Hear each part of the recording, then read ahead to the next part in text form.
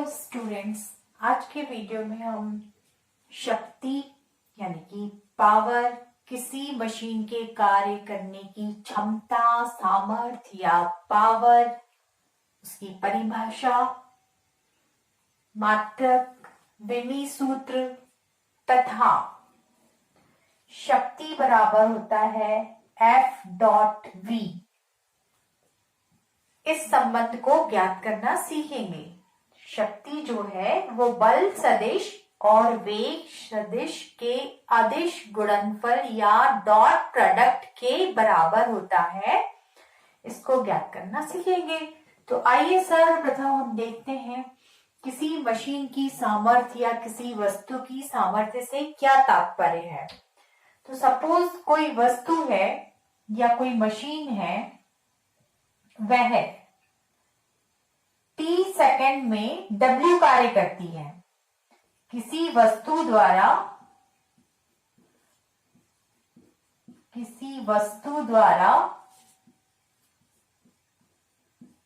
T second में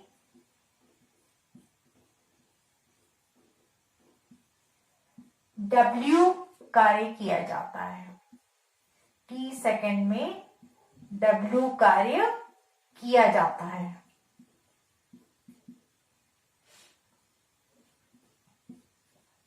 okay, तब वस्तु द्वारा 1 सेकंड में कितना कार्य किया जाएगा? T सेकंड में W, तो 1 सेकंड में कार्य इज इक्वल टू हो जाएगा W अपॉन T।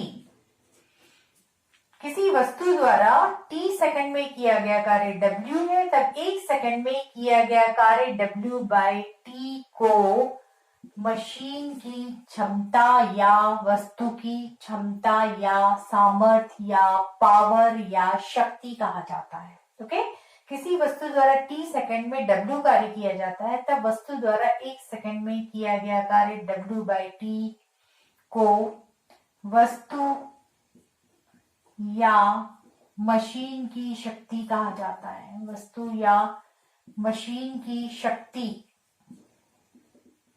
मशीन की पावर कहा जाता है। मशीन की शक्ति यानी कि सामर्थ्य कहा जाता है, पावर कहा जाता है।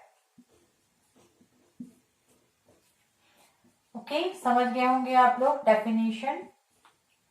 और इसी को हम परिभाषा, मैथमेटिकल परिभाषा के रूप में लिख सकते हैं कि कार्य करने की दर को हम शक्ति कहते हैं। अर्थात हमको रिजल्ट मिल गया, शक्ति का सूत्र मिल गया, शक्ति बराबर शक्ति P is equal to W by T। शक्ति, इसका संकेत होता है P is equal to W यानी कार्य अपॉन समय। ये रिजल्ट मिल गया।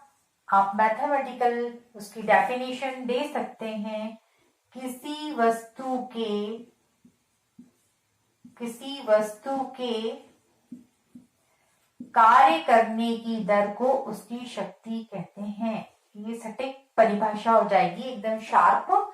यहाँ पर समझाते हुए लिखी हुई है। आप सिर्फ इतना लिख सकते हैं कि किसी वस्तु के कार्य करने की दर को उस वस्तु की सामर्थ्य या शक्ति कहते हैं। उस वस्तु की सामर्थ्य या शक्ति कहते हैं। ये डेफिनेशन होगी आपकी, सटीक डेफिनेशन होगी पूरी। किसी वस्तु के कार्य करने की दर को उस वस्तु की सामर्थ्य या शक्ति कहते हैं। शक्ति बराबर से सूत्र हो गया W बाय T। ओके, अब इस सूत्र को देख के आप समझ सकते हैं कि शक्ति किस पर निर्भर करती है? समय पर निर्भर करती है। ओके, यदि कम समय में ज्यादा कार्य किया जाएगा, यानी हर की राशि कैसी है?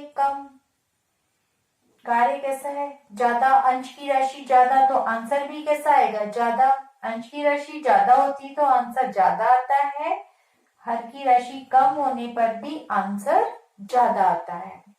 तो कम समय में यदि मशीन या वस्तु द्वारा ज्यादा कार्य किया जाएगा तो उस वस्तु की शक्ति अत्यधिक होगी, अर्थात काम को जो है तेजी से किया जाए। यदि कोई कार्य जो होता है वो तेजी से किया जाता है तो उसकी शक्ति अधिक होगी।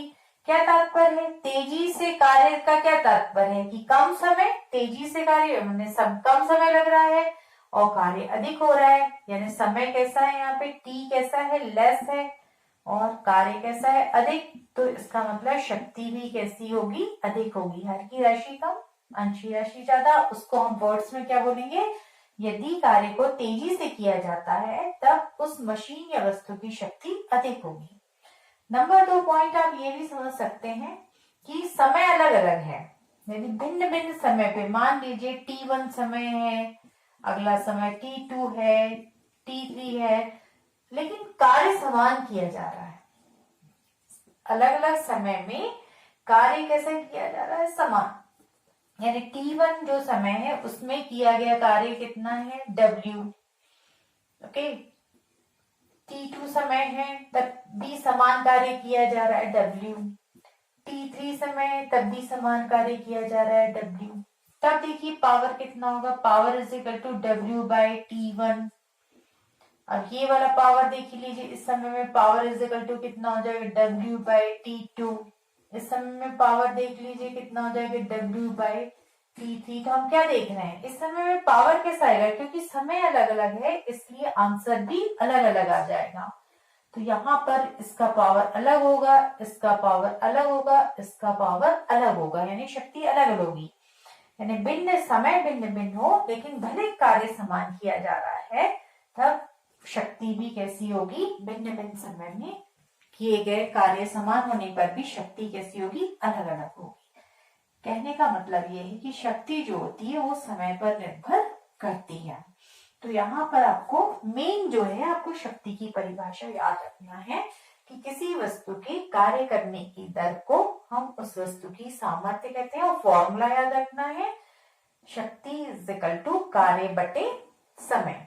इस फॉर्मूले की सहायता से हम विमी सूत्र ज्ञात करेंगे और मात्रक भी बनाना सीखेंगे, और इसी सूत्र की सहायता से हम इस संबंध को स्थापित करेंगे, P is equal to F dot V।